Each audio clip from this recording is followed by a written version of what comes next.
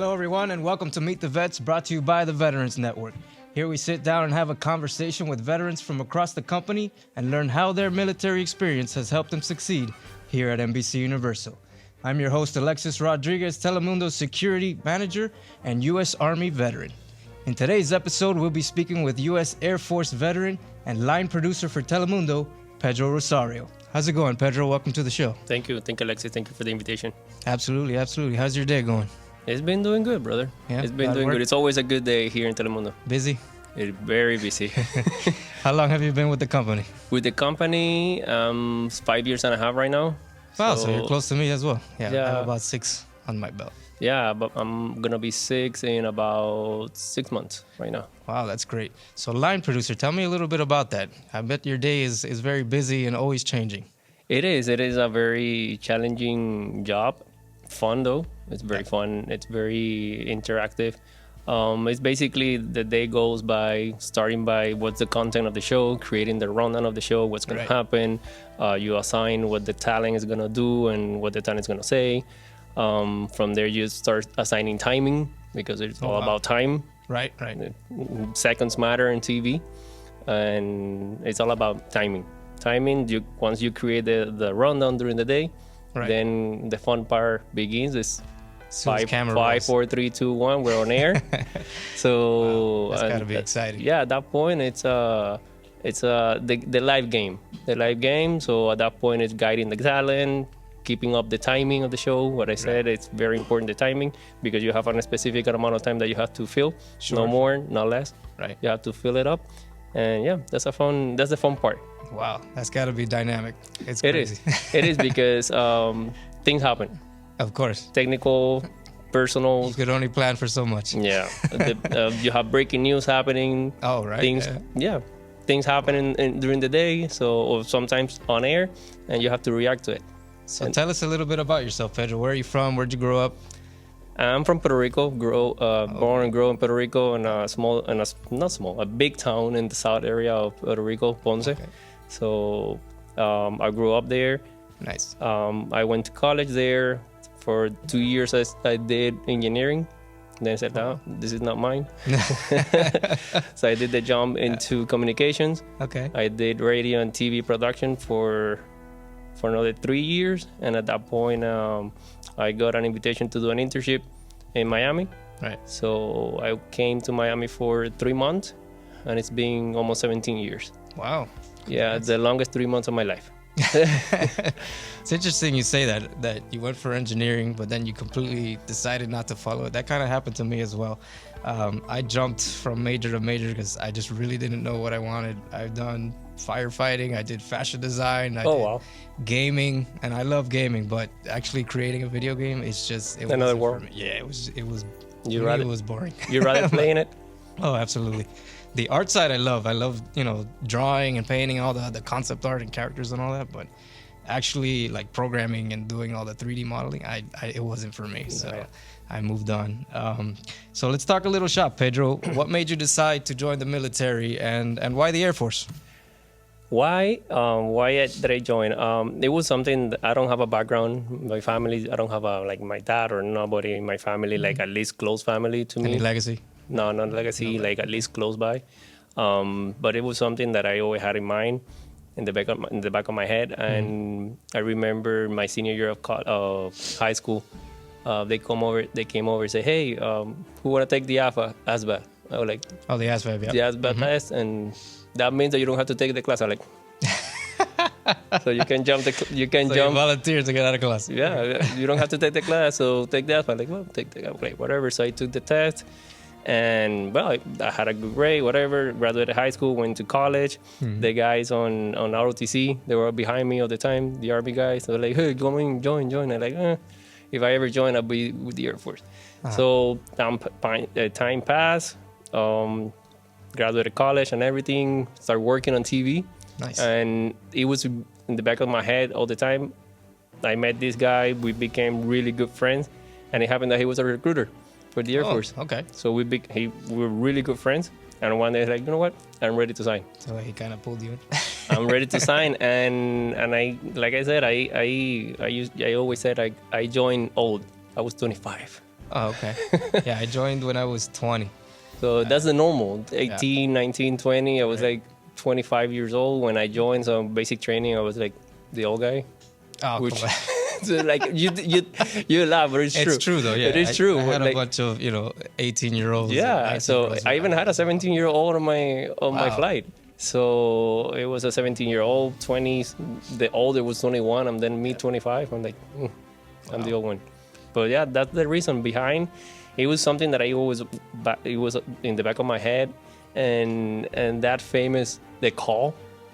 Yeah. They're like, bro, like, That was your moment to join. it was, and I did it, and didn't thought about it. Let's go for it. And the Air Force, it was, I think, the aviation was something always that was passionate about it. Yeah, right. Super passionate about it. Wow. And I always look up, flying airplane flying over my house. I'm like, Yeah. oh my God, that's so cool. Whatever, as a kid.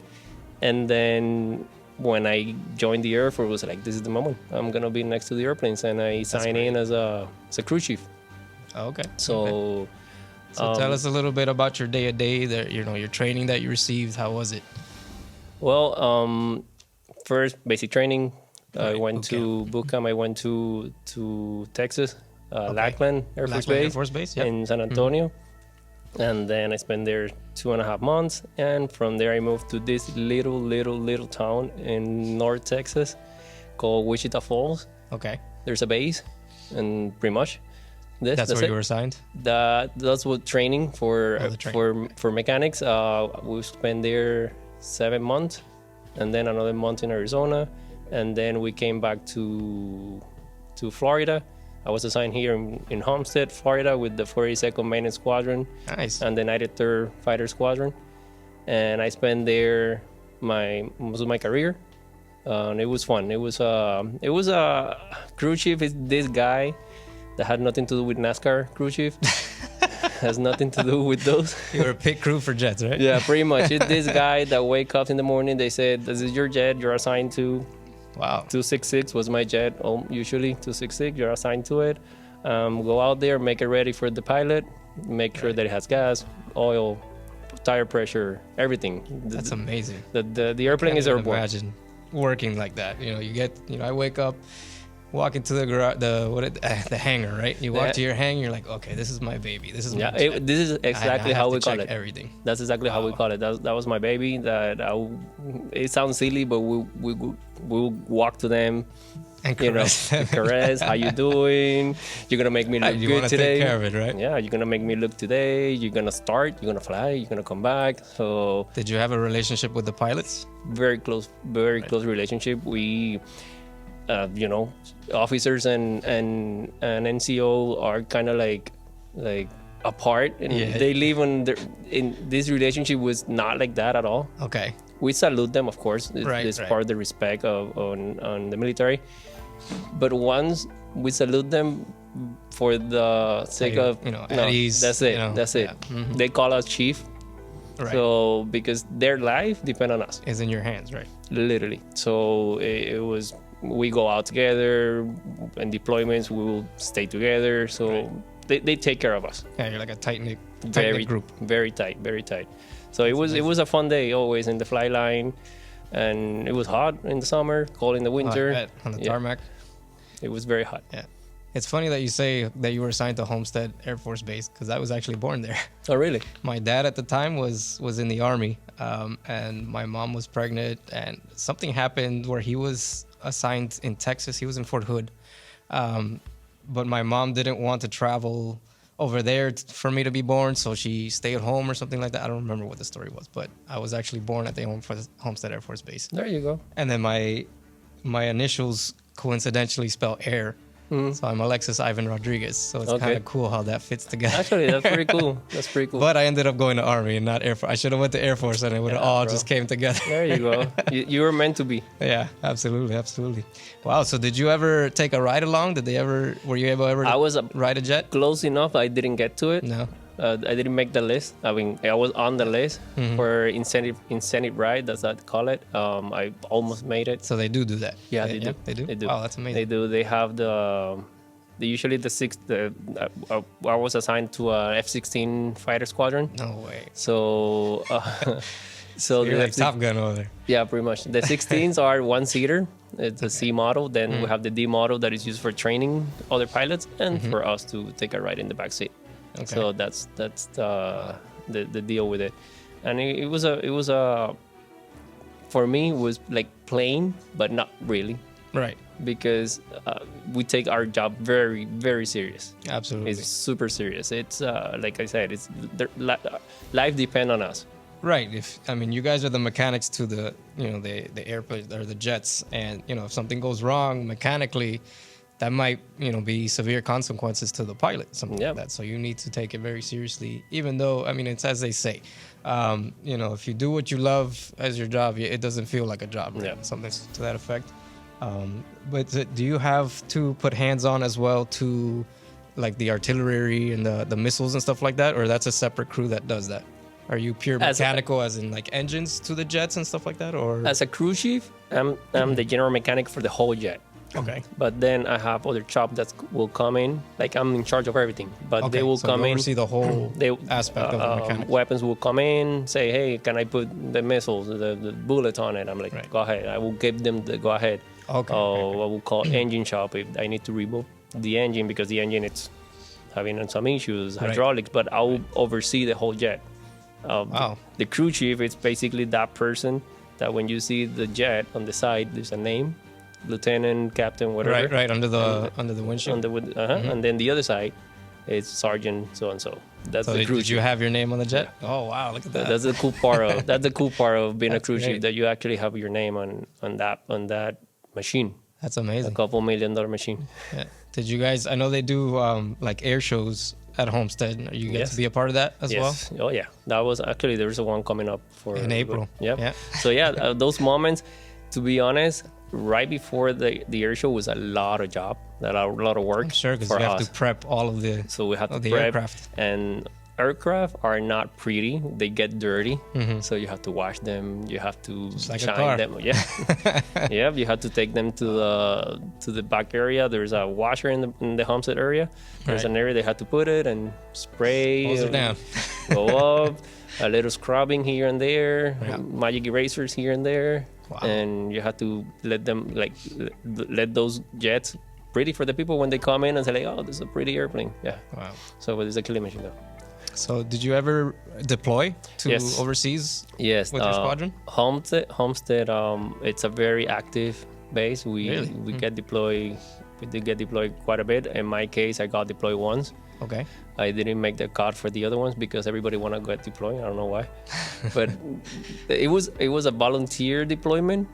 I mean, it was See the world. Maybe. It was Afghanistan. It was so I made it to Afghanistan in 2014. Okay. I was there for 4.5 months, and then we get to see Spain on the way back, Qatar on the way up. We saw Kyrgyzstan, so Okay. a couple places here and there to get to there and back. And it was the longest flight back from Afghanistan here. It took almost a month. Wow. Yeah, because we have to fly from Afghanistan to Qatar. Qatar, we had some issues with the airplanes. We had to fix it. We had Right. to stay there for a couple of weeks. And we flew to Spain, first time out of like in the civilian world. Right. After the deployment, we did the same thing happened. Airplanes broke down in Spain. And actually, we had to left 2 airplanes behind. Wow. And then the whole crew stayed behind. So it took about a month to get back home, but it was good. Nice. It was a how's- fun experience. How is the difference between a combat deployment, mechanic-wise, to when you're here at home and just doing test flights and stuff like that? Basically, over there, the main difference is that the life of your army people. It's real. Yeah. The army guys and the Marines guys are waiting for your jet to take off because They need support. they need air Absolutely. support, and that put a big responsibility on us. Absolutely. And when you get the debrief in the morning, hey, yesterday we lost a life because the jet didn't make it, Sad. and Yeah. that day wasn't a good day. Right. That day wasn't what we wanted. It's not what you expect to get to the deep briefing room and say, hey, we lost a guy because we didn't make it on time. It's never good. Never good, and it resonate on your chest. Oh, absolutely. For a while. I could imagine. For a while, and of course the jet can make it in time for many reasons, but still. Yeah, anything can happen. But still, you don't want that. You don't want to. No, you want the jet on time, on target, at the precise moment. Right. And we have other moments that we had an Army squadron coming over, saying that they want to meet the FM guys. The FM is because of the tail. It's the Florida Macos. Oh, so okay. every squadron has a letter, 2 letters on the tail. So we were the FM, Florida Macos, and we have a shark in the tail. And they say, hey, can we meet the FM guys? And they come over, and our leadership say, for sure, come over. Nice. So we unite with them in the flight line and say, hey, we're here because we want to thank you guys. Awesome. We were under fire. We were under enemy fire. And you guys saved. And once we look up, we only saw a tail with an FM turning away. Saviors, yeah. Turning away. And that's amazing. And they came over to just say thank you for saving them. And that's great. We have the sad days, we have the good days, but mainly the main difference was that there's life out there really waiting for us. Right. So. Yeah, and that's always great to see. You know, a lot of people, a lot of different branches heckle each other. You know, Air Force against Marines against Army. You know, who's the better, the brighter, the smarter. But when it comes down to it, when everyone's in country together, you know, everybody's working towards the same goal, fighting the same goal under the same flag. Yep. And that kind of, you know, it relates to us as from us being from different cultures, different countries.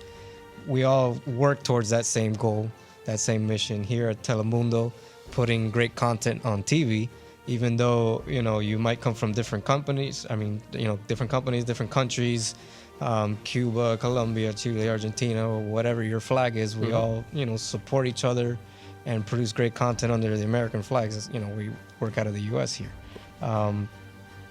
But it's the camaraderie, like I always say, within the military is amazing to see when people get together, no matter what uniform you're wearing. Yeah, you know, here in Telemundo, I can tell you that we work kind of like on the military. We have different departments. Not everybody do the same. Exactly. Like here in Telemundo, like in the military, we have the people in the military. We have the people that are out front with a gun shooting. But then we have the people that are working finance. We have the people that do payroll. We have the people. Everybody pulls their weight, puts in their their hours, their hard work and sweat. So the same thing here in Telemundo. It's a TV company, but not everybody's on the TV side. Right. We need people to make the payroll. We need security guys like you. We need everybody on board because I can do my job if without you guys everybody else. Exactly. If you guys don't do your job, like I want to go out there and record everything, but if I don't have the security guy with me, I can go. Right. You're not going to feel safe. Exactly. So at the end of the day, it's a whole thing. It's a whole team of little groups that make little pieces. That make the product at the end of the day. So that's how Telemundo works here. Absolutely. So how do you think with all your military training in the Air Force, how does it help you succeed here at NBC and Telemundo? How does it help you achieve your goals here in your current career? Look, I know that leadership is a big portion of what military teach you. I have to add also, that is Staff Sergeant Wilborn back in basic training. Mm-hmm. He was like super picky on aren't they all? Yeah, they are. But Sergeant Wilborn was always about attention to detail. Mm-hmm. And then I was like, attention to detail. I'm cleaning a table. Where is the detail here? And then I will clean here, and he will come around like, attention to detail. It's dirty under. I'm like, nobody's looking that under. So, but I learned in basic training, attention to detail.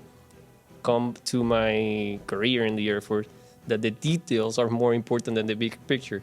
I need to pay attention to the little screw in the airplane because that makes a difference. Oh, absolutely. So that have attention. A screw loose, a panel might come off. The engine might get damaged. That screw can get sucked into the intake, and you have there goes the damage. Engine. Yep, absolutely. So that attention to detail that I learned in the military is what I put here every day. Like when I say the rundown, when I had to create the rundown seconds matter. I don't have screws here, but I have seconds and minutes that I have to meet. Everything had to fall in place. I have 4 talents at a time that I need to take care of each of them. So that the detail for me, it's an attention to detail that the military teach me that I didn't get from anywhere else. That's great. That's great. So now that you have that military training, you have your career here at Telemundo, and you've been here about 5.5 years. You have all this experience under your belt. Where do you see yourself going forward 5 to 10 years from now? Oof, 5 to 10 years. I hope to stay here in the company, honestly. Okay. I want to grow. I'm happy where I am. Answer. I want to grow. I want to grow in the company. I want to keep learning.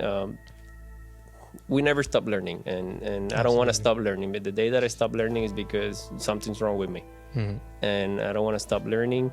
And there's a lot of people around me in the company that they have so much talent that I want to grab every single piece from them. Like, I want to learn from them. So yeah, I think I want to stay here in the company for a while and learn and grow. Absolutely, and that's a big part of leadership and teamwork. Everybody has their own creativity, their own differences, their own strengths and weaknesses, and when we all work together as a team, everybody becomes leaders. Everybody works together to go towards that same goal. And as you say, you want to grow with people. Working as part of a team, I grow every single day. With my team, with Carlos and Ed and Mike from the security team. Everybody teaches me something different every day. I don't know everything. Yep. Like, you don't know everything about TV production, right? You work with your team, and everybody teaches you, and everybody grows and elevates together. Yeah, even from the new guy. Sometimes you think that the new guy comes in to learn. It's a fresh perspective. Yeah, right, coming into your team. They come in and they say something, they blew your mind. Like, what? Never thought about that. I've been here for so long, and you just came and you just blow my mind. So it's being open to what you can learn from everyone around. Absolutely. And make a good team. That's great. All right, Pedro, let's do a little lightning round, okay? Let's do a little rapid fire question. Let's see how that goes. I'm going to ask you 5 rapid fire questions, all right? So just shoot from your cockpit. Ready to go. All right, rapid fire question number 1. Your favorite aircraft? Oh no, F-16 by far. F-16? Yeah. I have to be honest. It's not the prettiest. It's not the fastest. It's not the most modern. It's pretty slick though. But you gotta say, when you see it flying, it's like, wow. It is a pretty airplane, and if you want to see nice airplanes, look at the Thunderbirds, the T-Birds, Air Force T-Birds. Man, they're pretty. They're pretty. F-22s are great. F-35s are great, but F-16s.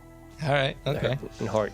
All right, question number 2. If you can travel to anywhere in the world, no matter the expenses or anything, where would you go?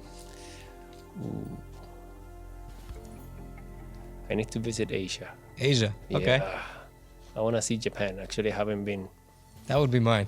I've always wanted to go. Yeah, bro. That's something that I want to go. That's for sure on my bucket list. On your bucket list? Yeah. Nice. Okay. All right, question 3. Your favorite superhero? Ooh. I'll say Spider-Man. Okay, good one. I'll say Spider-Man. Yeah, I like the being. What do you like about him? Yeah, I like the being able to move around and kind of be sneaky. Okay. Climb on the walls and shoot some webs. Yeah. Nice. Pretty much. Okay. All right. What's your favorite TV series to binge watch? Ooh. I have a couple. A couple? Yeah. Like from the old ones, I have Friends. I have I'm a classic. Wow, you're going old school. I'm classic on those, like Friends, Seinfeld. I have one of but newer versions. I'll say I'm a Ted Lasso fan right now. Okay. I'm a fan of Ted Lasso, but I'm a classic brother. Nice. I can watch Friends all over. So you like comedy, more like comedy series? Oh yeah, I'm a comedy guy. I love sitting down and just laugh. Awesome. I like the laughing. I like being just relaxed and decompress from the day. Right. Like, I think a lot of work. So when I get home, I want to sit down and just not think. Just decompression. Let go and relax. Yeah, just let go a little bit, and the day continue. You have things to do at home, but when I'm watching those series, it's like everything expand again. Nice. Yeah. Okay. All right. Last question, since you're an Air Force guy. If given the chance, would you transfer to the Space Force? You know that I never thought about that. No? No, I haven't thought about it. I'd absolutely go. Huh? I'd do it in a heartbeat. I'll do it depending on, like, you know what happened with the Space Force? That the day that they invent the spaceship, then I will go. So you can be a spaceship mechanic. Exactly. But Chief. but I don't want to go to the Space Force and not have anything to work on. Right. Like I like tangible things. Like I want my airplane. I want my anything that. What is it? It turns, burns, and what is it? I forgot the name. But it's basically that. You know what? Seeing an airplane on afterburner. Oh, that's great. It is amazing. Absolutely. It is amazing. It's amazing. So and when you're close by and you feel your Like the chest pressure, moving, yeah. your chest moving. No, bro, I cannot. No, I don't think so. Right now, I don't think so. No. All right. No worries. Well, Pedro, it's been an honor and a pleasure talking with you today. And I just wanted to say thank you so much for letting me share your story about your military life and what you do now. And, just from one veteran to another, I just want to say thank you for your service, sir. Thank you, brother. Absolutely. Thank you so much. All right, guys, thank you for watching today's episode. Remember, if you're a veteran or if you know of a veteran that you'd like to nominate for the show and feature him or her, reach out to us at meetthevets@NBCUni.com. Send us a message so we can connect, and stay tuned for the next exciting veteran story right here on Meet the Vets. Take care.